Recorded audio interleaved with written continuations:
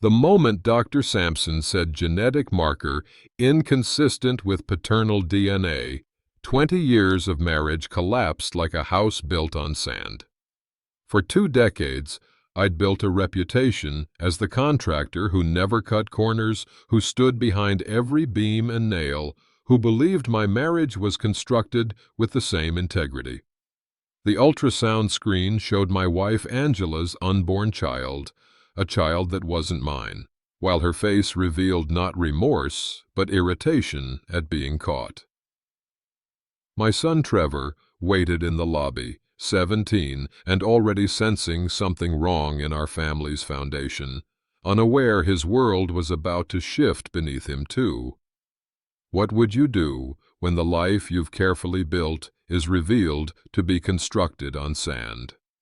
For me, the answer wasn't in hasty demolition.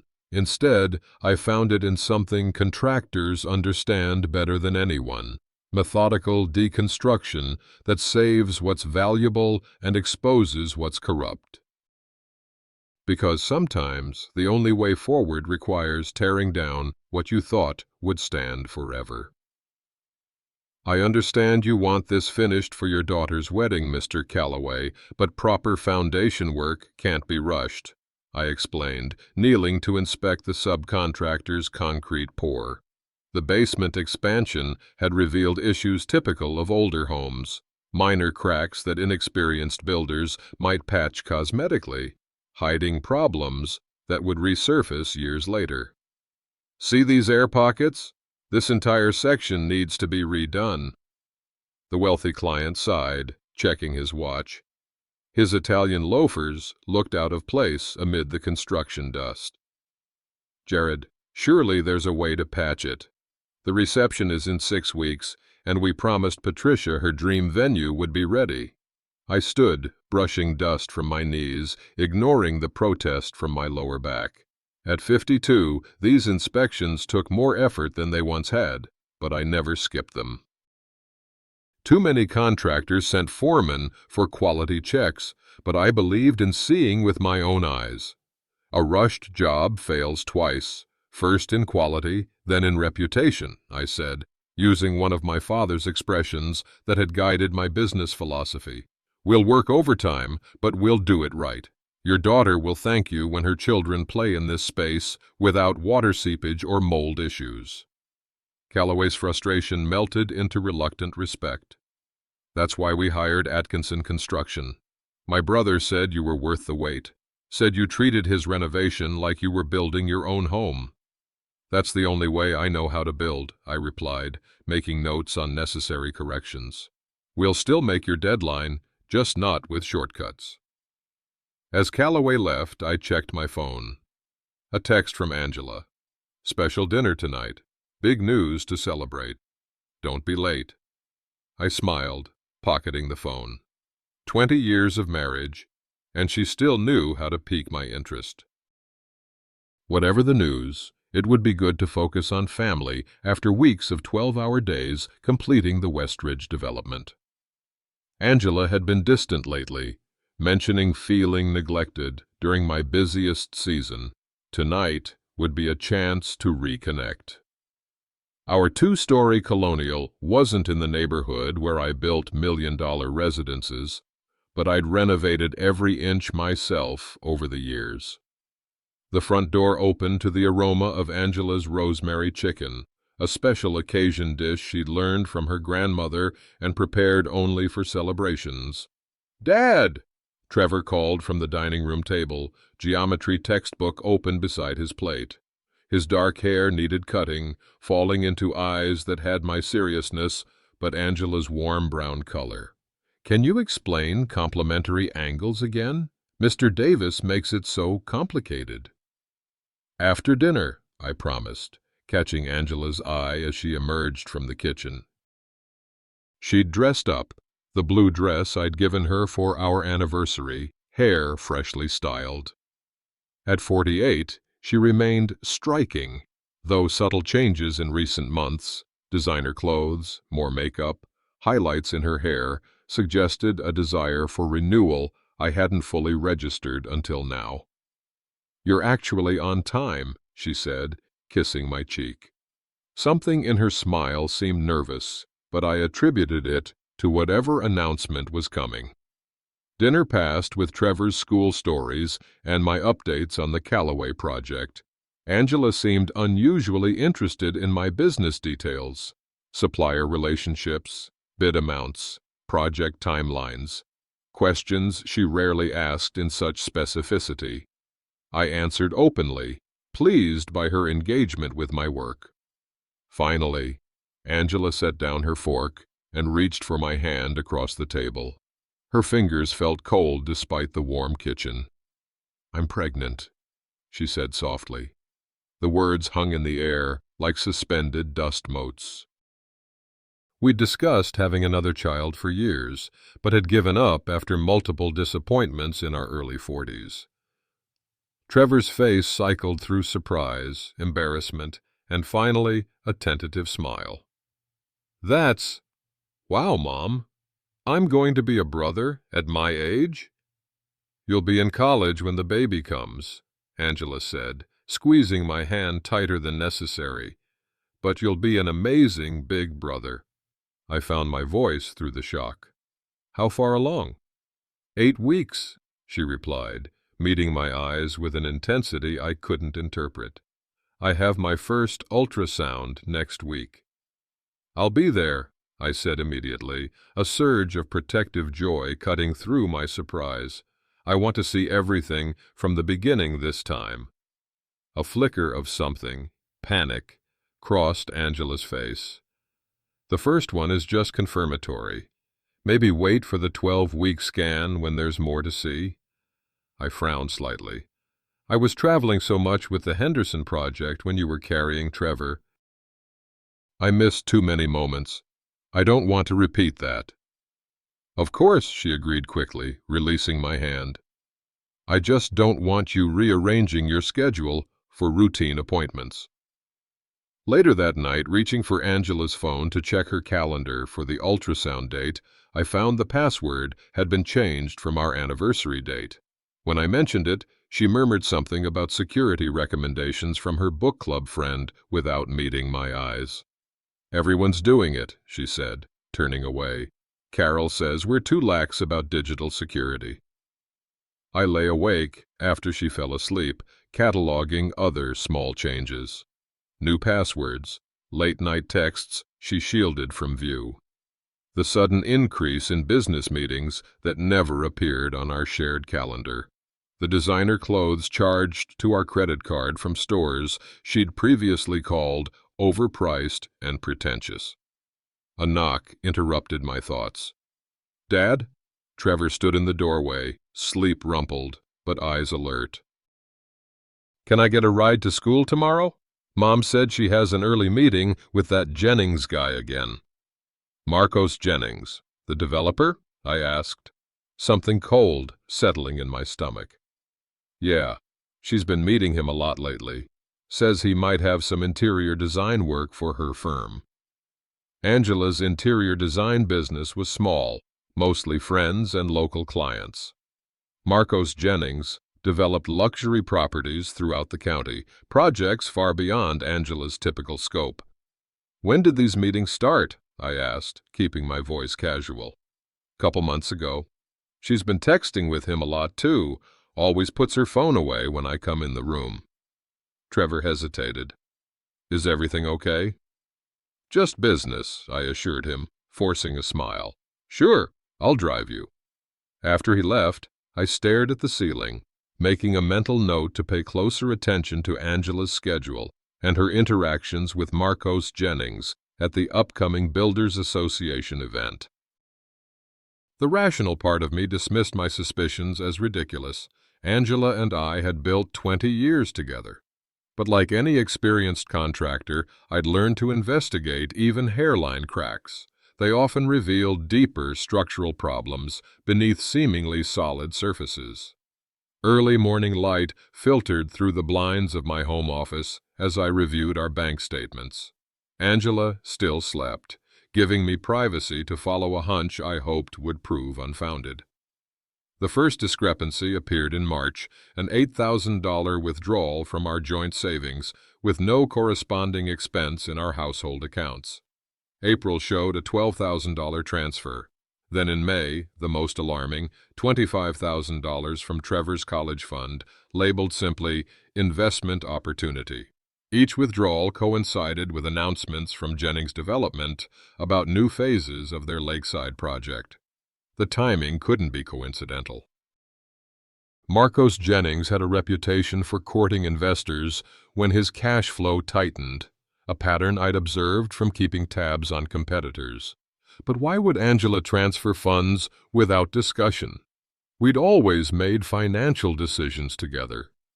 I checked the calendar where I'd marked Angela's business meetings based on Trevor's offhand comments.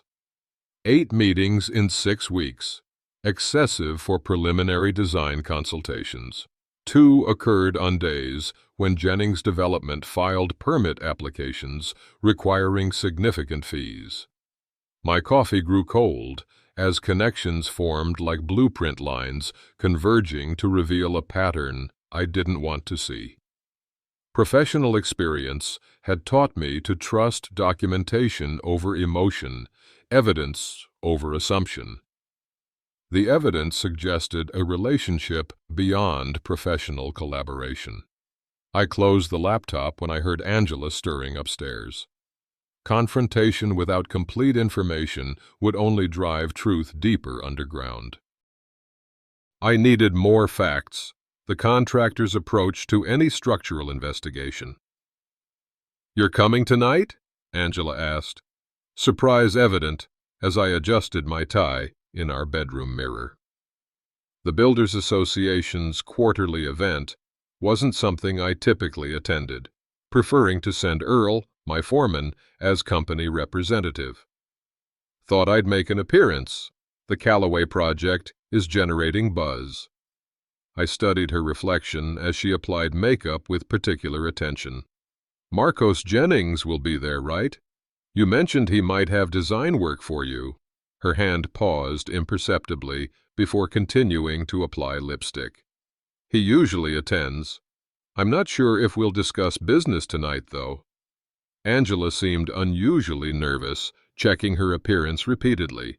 She'd chosen her most expensive dress, the black designer piece with subtle beading that cost more than my first truck. Excessive for what she'd always called boring industry functions. "You look beautiful," I said sincerely. The observation seemed to increase rather than ease her tension. The hotel ballroom buzzed with contractors, architects, and developers. I spotted Marcos Jennings immediately, holding court with potential investors near the bar. At 37, he presented a polished image, designer suit, practice charm, and the confidence of someone who'd never encountered consequences. His developments appeared impressive on surface inspection, modern designs with luxury amenities, but contractors gossiped about questionable material substitutions and inspection shortcuts. "Jared," he called, waving us over with unnecessary enthusiasm. "The man who builds like they did in the old days." The comment held a subtle barb, implying my methods were outdated rather than time-tested. Angela laughed too enthusiastically, standing slightly closer to Marcos than necessary. "Angela's been invaluable providing insights on interior trends," Marcos continued, his hand briefly touching her lower back in a gesture too familiar for professional acquaintances. "We modern developers need to balance innovation with some traditional elements. That's what I always say." The conversation flowed around me while I observed their interaction. The casual touches, the inside jokes, the way other attendees watched us with that peculiar mixture of curiosity and discomfort reserved for unwitting participants in public spectacle. Mike Peterson, another contractor, approached as Angela excused herself to the ladies' room. "Good work on the West Ridge development," he said, clapping my shoulder with an empathy that confirmed my suspicions. Listen, Jared, you might want to keep a close eye on your business interests these days. Competitive market. The warning wasn't subtle, but before I could press for details, Earl appeared at my elbow, tension evident in his normally relaxed demeanor. Boss, got a minute? Something you should know. In the relative quiet of the hotel bar, Earl shredded a napkin as he searched for words. 25 years my senior, when I'd apprenticed under him, he'd become my foreman after my business grew, our roles reversed by mutual respect. I don't know how to say this, he began, his 20 years of loyalty evident in his discomfort. There are rumors about Angela and Jennings. The sick feeling that had been building solidified. Tell me. They've been seen together, not just professional meetings. The Lakeview Inn, mostly. And, he hesitated, Jennings has been using information about your supplier contracts and bids to undercut Atkinson Construction on projects. The dual betrayal, personal and professional, hit like a structural failure during inspection. My marriage and my business, the two foundations of my life, simultaneously compromised. How long have people known? I asked, the public humiliation adding another dimension to the pain. A few months. Nobody wanted to be the one to tell you. We hoped it was just talk. Earl looked miserable. There's more. Her sister Claire has been covering for them, creating alibis for those supposed girls' weekends. The ripple effect of betrayal expanded. Not just Angela and Marcos, but Claire, who'd been part of our family gatherings for 20 years, who'd held Trevor as a newborn, who knew exactly what this would do to us. Thank you for your honesty, I managed. I needed to know. I drove home in silence, Angela following in her car. While she prepared for bed, I checked her vehicle. In the console, I found a hotel receipt dated during her supposed girls' weekend with Claire 3 weeks ago. The Lakeview Inn, just as Earl had said. The evidence was mounting, each discovery another crack in what I'd believed was solid ground. But I needed absolute certainty before confronting what increasingly appeared to be the collapse of my marriage. The ultrasound appointment scheduled for Thursday would either disprove my suspicions or confirm their full, devastating scope. That night, I lay awake cataloging warning signs I'd missed. Angela's increased criticism of my old-fashioned business approach, her sudden interest in development projects, her dismissal of family traditions as boring. The subtle erosion of respect had happened so gradually I'd normalized it, making excuses for her changing behavior rather than recognizing it as foundation damage. In construction, ignoring warning signs doesn't prevent collapse. It just ensures you're unprepared when it happens. I resolved not to make the same mistake with my marriage. The ultrasound would provide incontrovertible evidence, one way or another. The ultrasound room's clinical brightness contrasted with the darkness gathering inside me. Angela reclined on the examination table, her nervous chatter filling the silence as we waited for Dr. Sampson. I'd insisted on attending, despite her repeated attempts to dissuade me.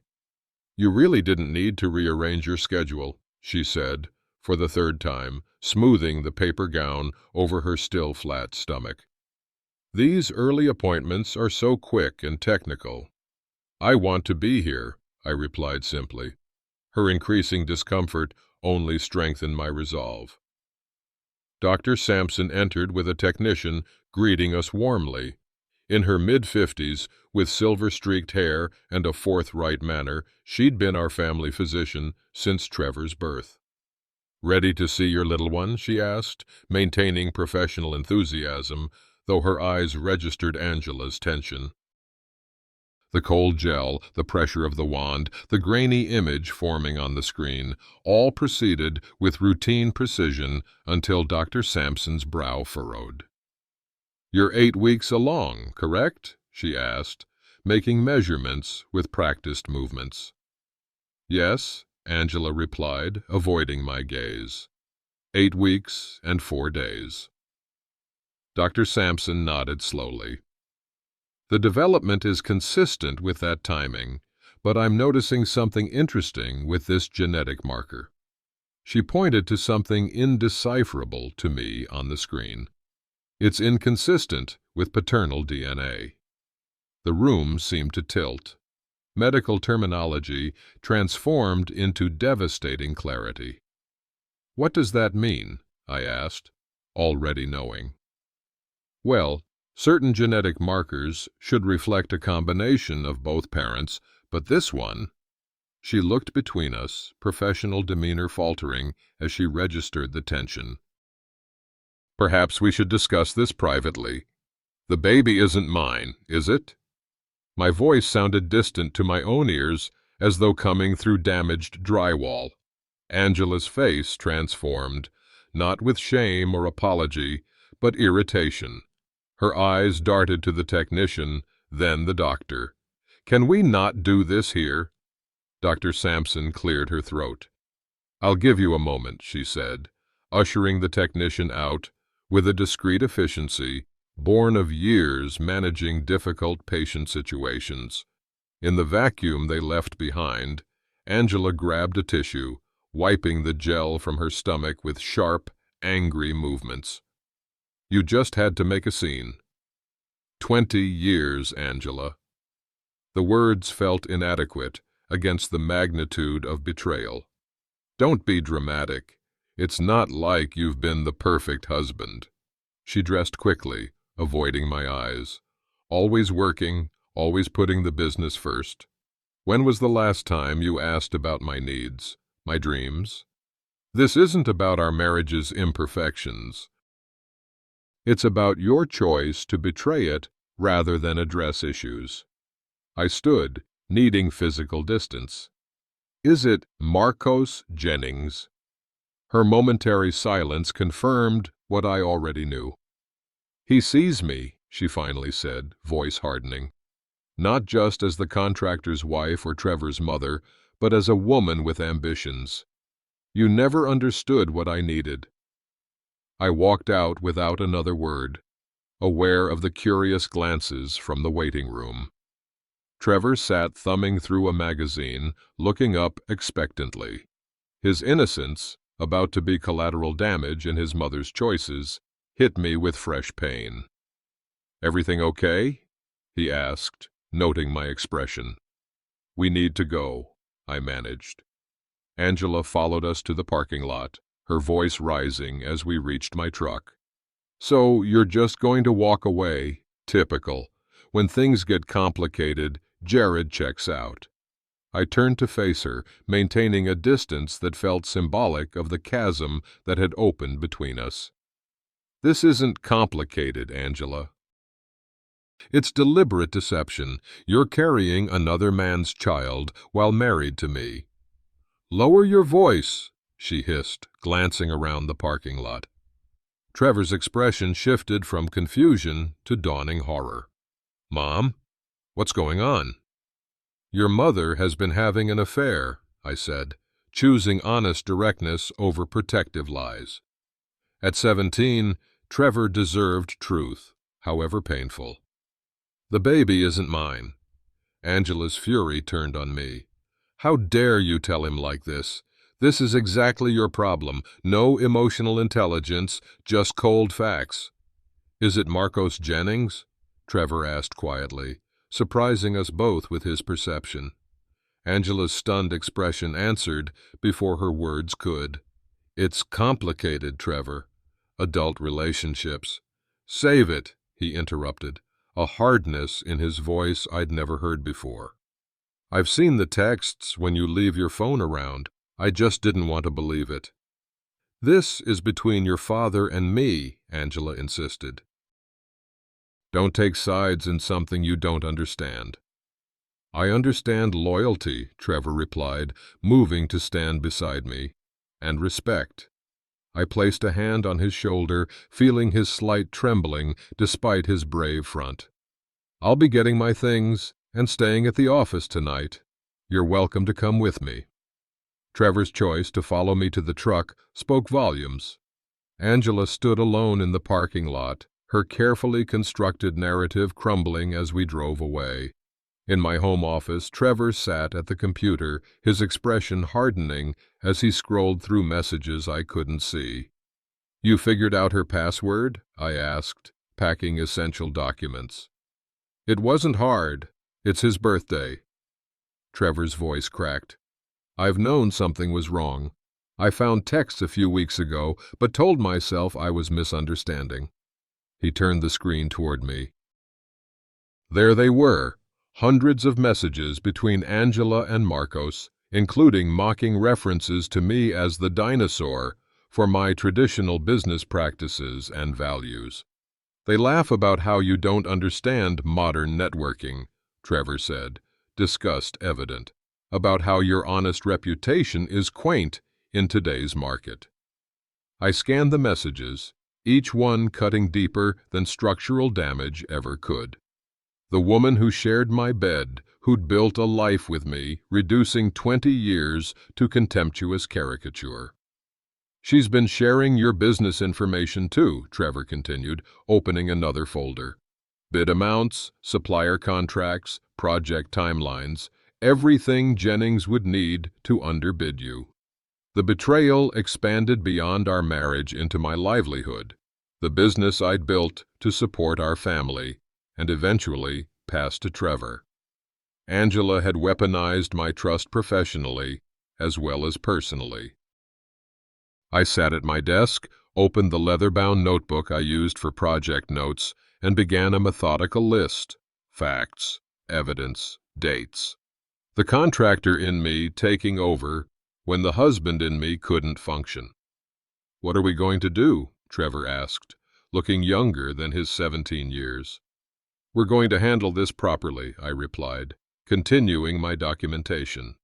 "No shortcuts, no hasty demolition. When you find structural damage, you assess, plan, and then rebuild stronger." As I wrote, a strange calm descended. The worst had happened, yet I was still standing, and with that realization came the first blueprint for what would follow.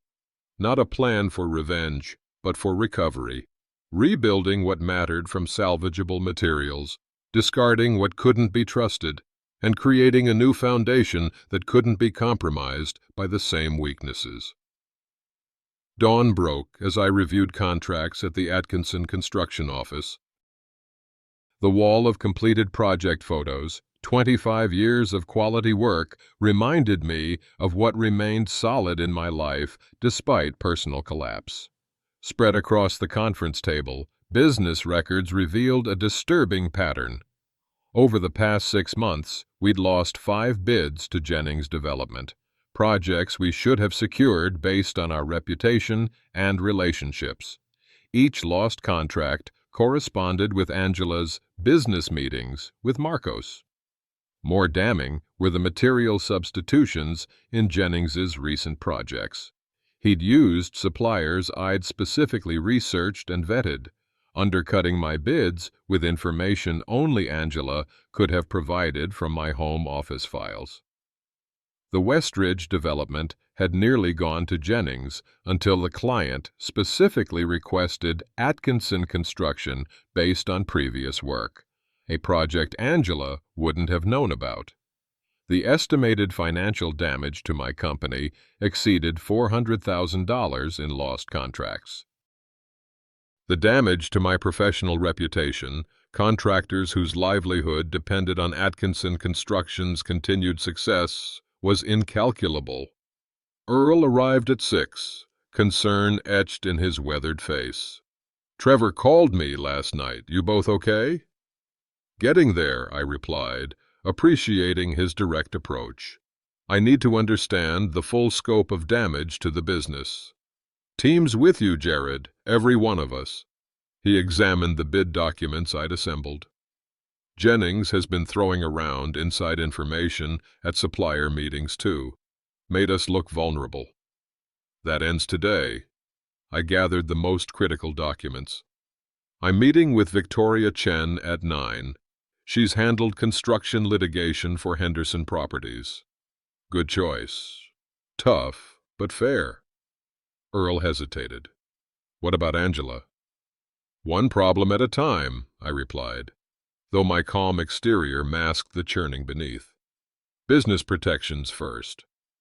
My phone rang, displaying an unfamiliar number. Mr. Atkinson. This is Catherine Reeves from the Environmental Compliance Office. I'd like to discuss some concerns about recent development projects in the county. Are you available to meet today? The timing seemed more than coincidental. May I ask what specific projects you're investigating? The lakeside development primarily, though we're seeing concerning patterns across multiple sites. I understand you've worked in the area for many years. Your perspective would be valuable. An hour later, I sat across from Catherine in a diner overlooking Jennings's lakeside development. Mid-40s, with the no-nonsense demeanor of someone who took regulations seriously, she spread photographs across the table. These show concerning patterns across multiple Jennings projects, she explained, indicating aerial shots taken over several months. Improper runoff management, questionable fill material, and potential wetland encroachment. Unfortunately, we lack sufficient documentation for official action. You're hoping I have information, I surmised. She nodded. As an established contractor familiar with local regulations, you might recognize violations others would miss, particularly this substitution of permeable materials. She indicated a specific photo showing a concrete pour where permeable pavers had been specified in approved plans. I recognized it immediately. The exact substitution Angela had texted Marcos about from my supplier contacts. The text had included proprietary information about special pricing I'd negotiated over years of reliable business. The cost difference between these materials represents about $380,000 across the development, Catherine noted. Significant profit enhancement at environmental expense. I may have relevant documentation, I said carefully, but I need to handle this methodically. This isn't just about business competition. Catherine studied me, professional assessment shifting to human understanding. Take the time you need. Some situations require both professional and personal consideration. The synchronicity couldn't be ignored. Angela's betrayal had exposed not just marital infidelity, but potentially criminal business practices. Justice might come through channels I hadn't anticipated. Returning to my temporary apartment above the workshop, I found Trevor with additional boxes from home. The space was small, a bedroom, bathroom, and kitchenette.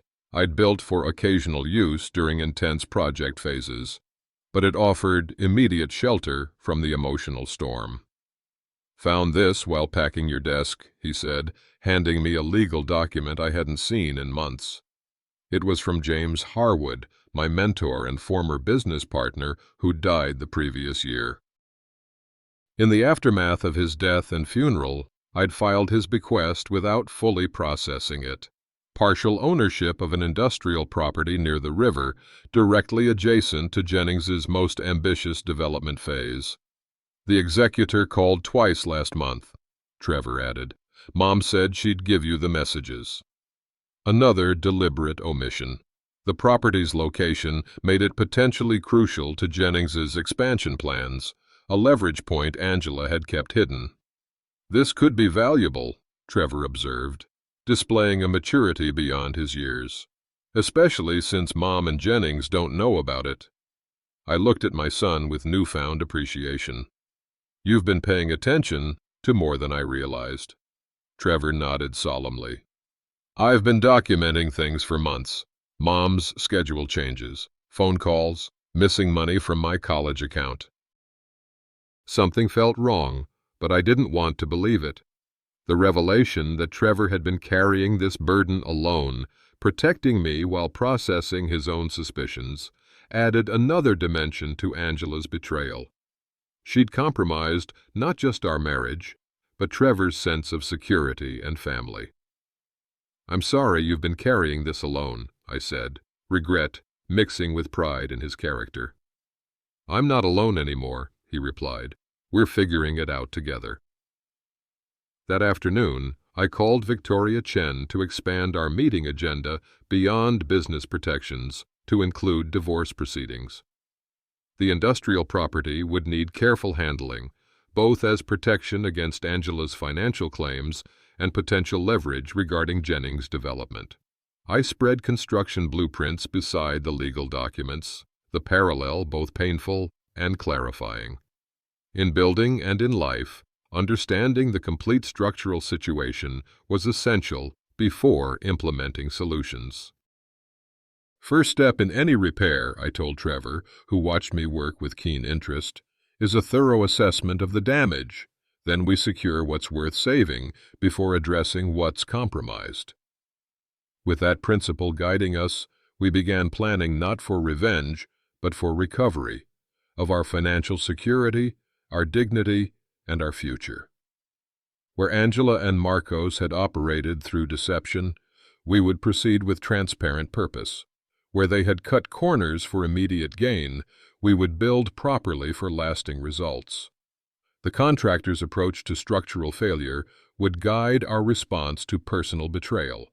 Assess honestly, plan methodically, rebuild stronger. "Most clients want immediate revenge," Victoria Chen observed, reviewing the documents I'd organized chronologically in a contractor's portfolio. "You're thinking 10 steps ahead." I'd selected Victoria as my attorney for her reputation for thoroughness rather than aggression. Her office, like her approach, was methodical and precise. No grand paintings or intimidating furniture, just efficient tools for effective outcomes. "Revenge won't secure Trevor's future or protect my business," I explained.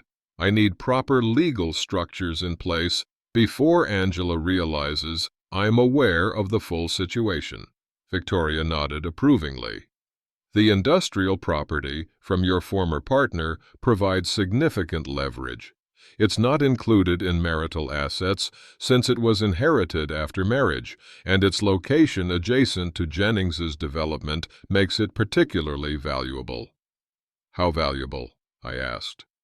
"Based on current zoning and Jennings's public development plans, it's essentially a keystone property for his next phase. Without access rights across this parcel, his luxury lakefront units lose their primary selling point, direct water views." The irony wasn't lost on me. While Angela and Marcos undermined my business, James Harwood's final gift had provided unexpected protection. "Can we secure the business assets and Trevor's remaining college funds before confrontation?" "Yes, but we'll need to move quickly. I'm concerned about the funds already transferred to Jennings's projects. If his financial situation is as precarious as you suspect, recovery becomes more difficult with each passing day." Victoria outlined a comprehensive strategy: business asset protection, financial account security, and evidence documentation for both divorce proceedings and potential regulatory action. Her approach matched my own professional methodology: measure twice, cut once. I left with an organized plan and timeline. Checking my phone, I found 7 missed calls from Claire, Angela's sister. This confrontation was inevitable, so I messaged her to meet at Riverfront Coffee, a public location where emotional outbursts would be constrained. "You've always been controlling," Claire began, before I'd even seated myself across from her. Her styled blonde hair and designer sunglasses matched her sister's recent aesthetic shift. "Angela deserves happiness after years of being stifled by your old-fashioned expectations." I remained silent, observing how Claire's righteousness masked her discomfort. Several regular customers watched discreetly, the small-town audience to our family drama. She's finally found someone who appreciates her creativity and ambition, Claire continued, tapping manicured nails against her coffee cup. Someone who lives in this century. If you had any decency, you'd make this transition easy instead of forcing her to fight for every penny she deserves. What exactly does she deserve, Claire? I asked quietly. The money she's been transferring to Marcos without discussion? Trevor's college fund? Claire faltered. That's her money, too. You're probably hiding assets like all husbands do. She told me how you control all the finances. We've had joint accounts for 20 years. She's had complete access and transparency. I placed the bank statements on the table, each withdrawal highlighted with dates and amounts. These aren't business expenses or household necessities. These are investments in Jennings' development made without my knowledge while Angela and Marcos worked to undermine my company. Claire's self-righteousness crumbled as she scanned the evidence. She said you were financially abusive, that you restricted her access to money. Did she explain why she needed your help creating alibis for her hotel meetings with Marcos? Why the pregnancy needed to be presented as mine? Each question landed like a hammer driving a nail. Did she tell you they've been laughing about deceiving me? Or that they've used my business information to undercut Atkinson Construction? Claire had the grace to look ashamed. I didn't know about the business part or the pregnancy. I thought it was just an affair that would run its course. Just an affair, I repeated, the words bitter. 20 years of marriage reduced to just an affair. And you helped her. She's my sister, Claire said weakly. She said she was unhappy. And Trevor? Were you thinking about him when you helped destroy his family's foundation? As Claire gathered her purse to leave, a well-dressed woman approached our table. Mr. Atkinson, I'm Vanessa Jennings. I believe we have mutual concerns to discuss. Vanessa carried herself with the practiced poise of someone accustomed to maintaining appearances, but stress showed in the tightness around her eyes. Slim, elegant, and approximately Angela's age, she represented the polished image Marcos cultivated in his professional life. I know about Marcos and your wife, she said without preamble once Claire had departed. It's not the first time, but it's the most serious. He's planning to leave once the Lakeside project secures final funding. I'm sorry, I offered, recognizing genuine pain beneath her composed exterior. I'm not here for sympathy. She slid a manila envelope across the table. These are financial records showing environmental mitigation funds that were documented but never spent. There's also evidence of improper fill material and contamination cover-up at previous sites. I examined the documents. Detailed financial transfers, material substitution records, and regulatory filing discrepancies spanning 3 years and 4 development projects. Why are you showing me this? Because Marcos plans to leave me with nothing after 20 years of marriage, she replied, a flash of anger breaking through her controlled demeanor. Meanwhile, he's using your wife's money, your money, to salvage the Lakeside project while hiding assets offshore. I'm not going down with his ship, and I don't think you want your family's financial future destroyed either. I studied the documents, recognizing that Vanessa's betrayal of Marcos mirrored Angela's betrayal of me. Yet I couldn't deny the evidence's value in protecting innocent parties, homeowners with environmental hazards on their properties, investors misled about project specifications, employees whose livelihoods depended on Atkinson Construction's survival. I'd like to connect you with someone from environmental compliance, I said finally.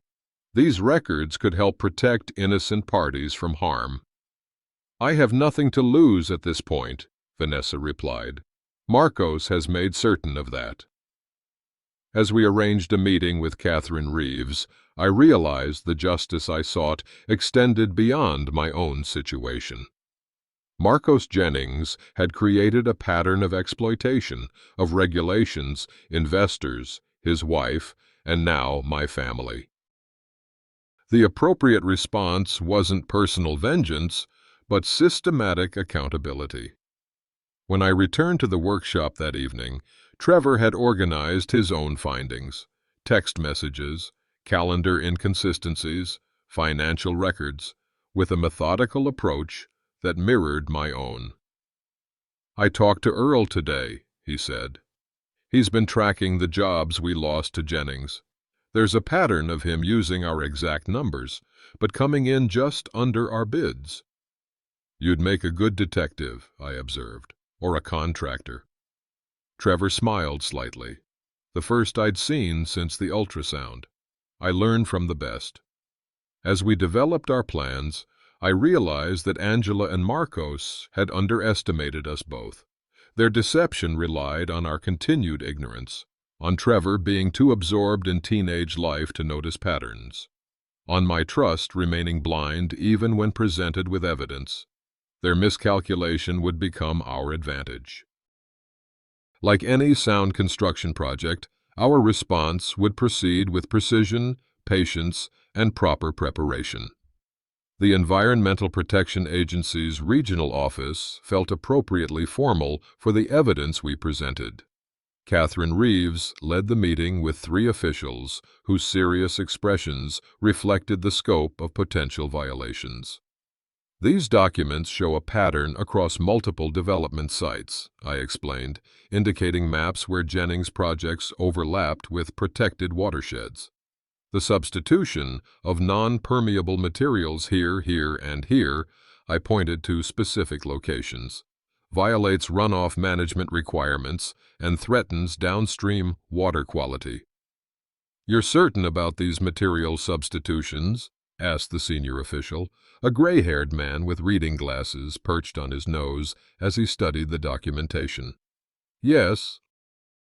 As a contractor, I recognize the difference between permeable pavers, specified in approved plans, and the standard concrete actually installed.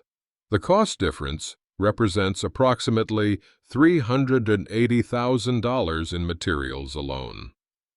"And these financial records?" The official turned to Vanessa, who sat with perfect posture despite visible strain. "Environmental mitigation funds were documented for regulatory approval, but diverted to other uses," she confirmed. "I can provide account access demonstrating the discrepancies. My husband created separate books for investors versus regulatory filings." Catherine interjected. "The pattern extends beyond environmental concerns. We've identified potential fraud in permitting processes and misrepresentation to investors." "What's your interest in this matter, Mr. Atkinson?" asked a younger official. "You're a competitor of Jennings Development." "I'm providing information that affects public safety and environmental compliance," I replied evenly. My personal circumstances became intertwined with these issues when I discovered them, but my goal is appropriate regulatory enforcement, not competitive advantage. After 2 hours of detailed review, the officials reached their decision. "We'll launch a full investigation with expedited timeline due to public safety concerns," the senior official announced. "The evidence is compelling enough to warrant immediate action, including possible criminal charges if these documents are verified." As the meeting concluded, a news alert appeared on an official's phone. "Breaking. Developer Marcos Jennings under investigation." "That was fast," Catherine murmured. "Someone at the permitting office must have tipped off the press," the senior official replied. "This will complicate matters." Leaving the building, I felt no vindictive satisfaction, only the solemn relief of addressing a structural problem through proper channels. Personal revenge would have provided momentary emotional release, but potentially compromised legitimate investigation. This approach secured justice through systematic accountability. Word traveled quickly through Lakeside Village, where I supervised repairs on the Henderson residence. Workers and clients discussed the news reports while I maintained my normal routine, neither confirming nor denying my involvement. "Always thought there was something off about those Jennings projects," Mr. Henderson commented, watching his kitchen renovation progress. The Riverside condos started showing water damage after just 18 months. Cutting corners catches up eventually. Trevor, helping during school break, overheard the conversations with a newfound maturity. "People are finally seeing the truth," he observed quietly, measuring trim pieces with careful precision. "Truth has a way of emerging," I replied. "Our job is to focus on quality work that stands on its own merit." The calls and messages of support from colleagues and clients provided validation after months of private humiliation. My phone rang constantly, including a call from Victoria that Angela was contesting all financial arrangements after Marcos's assets were frozen by regulators. "She's claiming no knowledge of his business practices," Victoria reported. "Says she was manipulated as an investor and wants protection for her funds, including what she transferred from your accounts." "What's your recommendation?" "Proceed with the separation filing immediately. Her financial entanglement with Jennings strengthens our position regarding dissipation of marital assets." As I prepared to leave the site, I noticed a woman examining renovation plans for the Hendersons' kitchen addition. Mid-40s with practical clothing and an observant gaze, she introduced herself as Pearl Morgan, recently returned to Lakeside Village to settle her parents' estate. "Mr. Henderson speaks highly of your work," she said. "I'm considering updates to my family home before selling. Do you have time to provide an estimate?" "I've gotten pickier about which projects I take on," I admitted, "but I'd be happy to look at what you're considering." The interest in her eyes went beyond professional consultation, but unlike Angela's relationship with Marcos, this connection began with transparency and appropriate timing. No hidden agendas, no secret meetings, just straightforward human connection. "I'd be happy to take a look next week," I replied, aware that one chapter of my life was ending while another possibility emerged. The conference room at Victoria's office provided neutral territory for what I hoped would be our final negotiation. Angela looked markedly different. The polished appearance she'd maintained throughout our marriage now frayed at the edges. The frozen assets of Jennings' development had clearly affected her financial situation. "I'm entitled to half of everything," she began immediately. "The house, the business, all accounts." Victoria responded with calm precision. "Mrs. Atkinson, your documented transfer of marital assets to Jennings' development without consent constitutes dissipation under family law. Additionally, the evidence of intentional business sabotage creates further complications for your position." "I didn't know what Marcos was doing with my information," Angela protested, the familiar pattern of deflecting responsibility emerging. "He manipulated me." "The text messages we've recovered suggest otherwise," Victoria replied, placing a folder on the table. "Your explicit awareness of how the information would be used to undermine Atkinson Construction is clearly documented." Angela's lawyer, a young man who seemed increasingly uncomfortable, whispered something in her ear. Her expression shifted to the familiar pattern: shock, defensive anger, then calculated appeal to emotion. "Jared, we had 20 years together," she said, softening her voice and leaning forward. Whatever mistakes I've made, don't you think that counts for something? We can work through this. I met her gaze directly. It counted for everything, Angela. That's why we're here. The meeting proceeded with detailed discussion of asset division, Trevor's college fund restoration, and communication boundaries moving forward. Throughout the process, I maintained emotional distance from Angela's alternating tactics of hostility and appeal. Her final attempt came as we prepared to leave. "I did love you once," she said softly. "That's not relevant to these arrangements," I replied, signing the final document. Outside the building, a newspaper headline caught my attention. "Jennings arrested on multiple charges." The systematic accountability I'd sought was unfolding through proper channels, without personal vendetta. The satisfaction felt clean, justice rather than revenge. Walking to my truck, I realized the difference between demolition and deconstruction. Demolition destroys indiscriminately, leaving only rubble. Deconstruction carefully preserves what's valuable while removing what's compromised. Angela and Marcos had attempted demolition of my life. I had responded with methodical deconstruction of their deception, salvaging what mattered most: my relationship with Trevor, my business integrity, and my capacity for measured response to betrayal. 2 years later, the expanded offices of Atkinson Construction reflected the company's growth, despite initial setbacks. New project boards displayed recent work, including environmentally sustainable developments that had become our specialty following the Jennings case. Trevor, now 19, wore the company logo on his shirt as he reviewed plans with our newest employee. College textbooks sat on his desk. He'd chosen to balance business administration studies with hands-on work in the family company.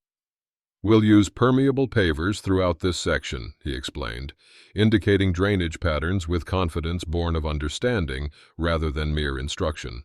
"Costs more up front, but saves the client on stormwater management and complies with updated watershed regulations." I observed with quiet pride. Trevor had deferred full-time college to work with me, discovering a natural talent for the business I'd built.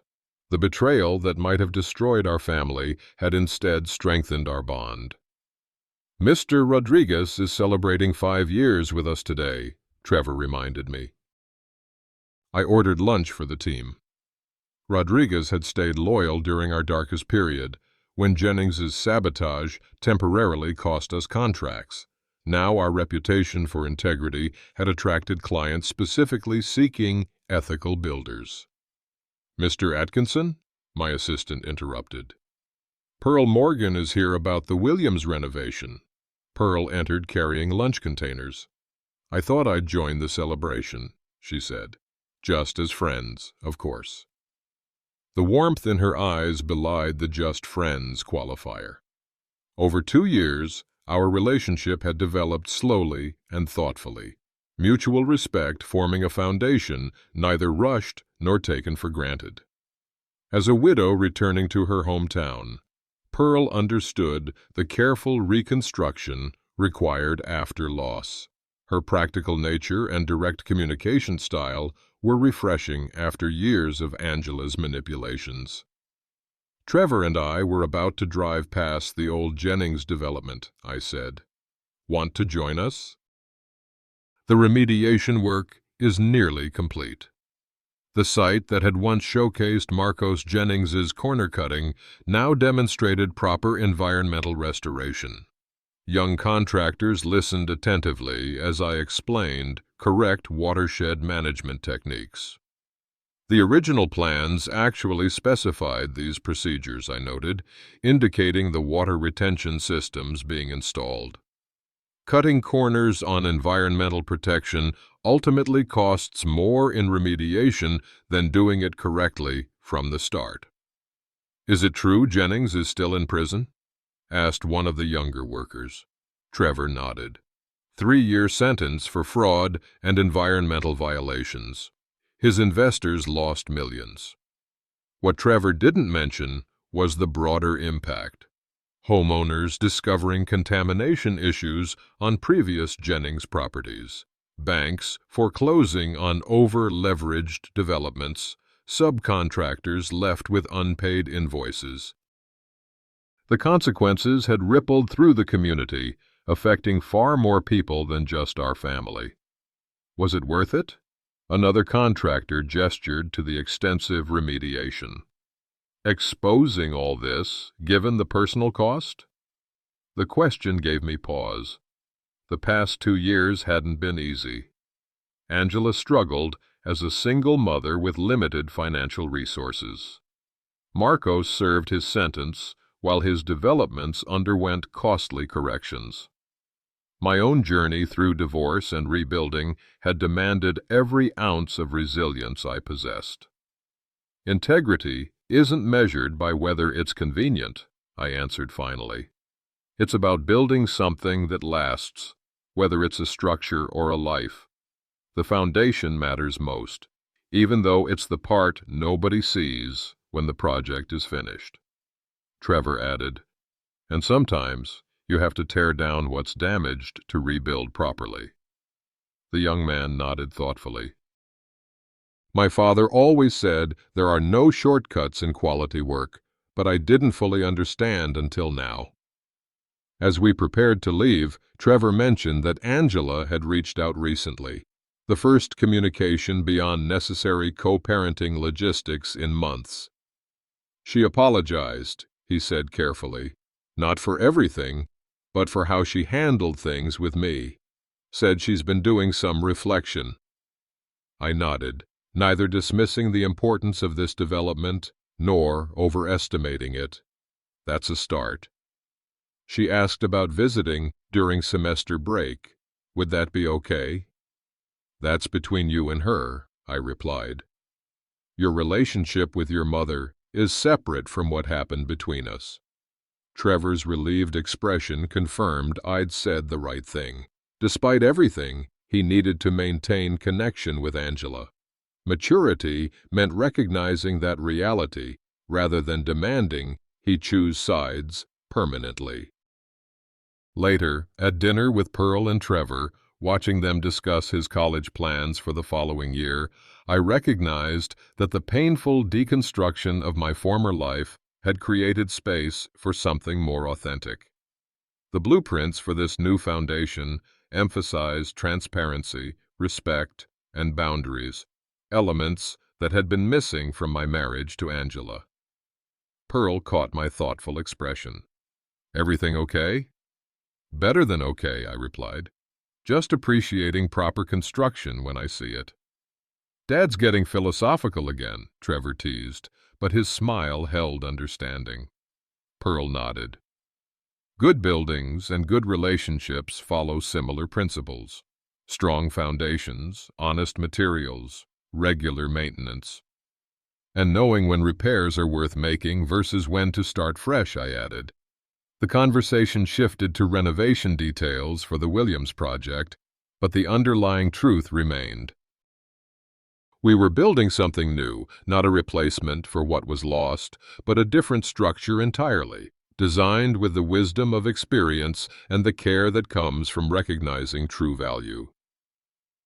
That night, reviewing project plans in my home office, a new home, smaller, but entirely mine, I reflected on the unexpected journey of the past 2 years. The betrayal that could have destroyed me had instead revealed strengths I hadn't known I possessed. The business that might have faltered had instead specialized and grown. The relationship with my son that could have become collateral damage had deepened into partnership. This wasn't the life I'd planned, but it was solid, authentic, and built to last. Like any well-constructed project, it would require ongoing maintenance and occasional renovations. But the foundation, the part invisible to casual observation but essential to structural integrity, was stronger than ever before. In building and in life, what matters most are the elements nobody sees once the project is complete.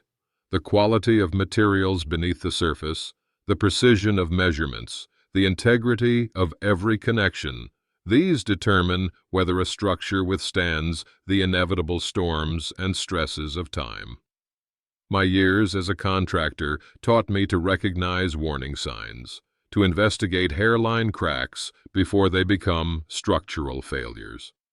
Yet, in my own marriage, I'd overlooked the subtle indicators of foundation problems until the collapse was imminent. Perhaps we all have blind spots when it comes to those closest to us, preferring comfortable illusion to uncomfortable truth.